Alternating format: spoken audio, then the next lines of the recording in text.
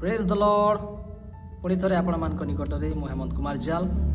आपण मैंने जानी बाइबल लिखा है मते प्रभु प्रभु बोली डाकिवा लोके समस्ते स्वर्ग राज्य जीवे ना। यह सत्य वास्तव अटे।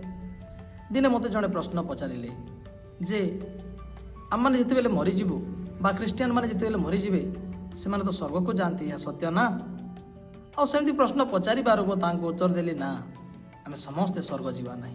तेणुक तो बाइबल कहे मते प्रभु प्रभु बोली डाकुवा समस्ते स्वर्ग राज्य जीवे नहीं। स्वर्ग राज्य जीवा निमंत हेले पितांकर इच्छा को पालन करने को अच्छी।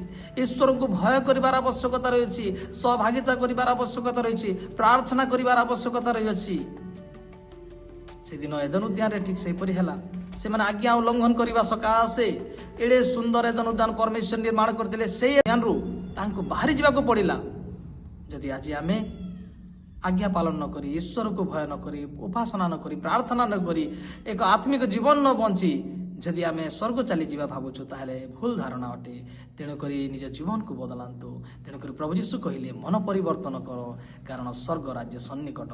आज सुजोग अच्छी मन परिवर्तन कर। Praise the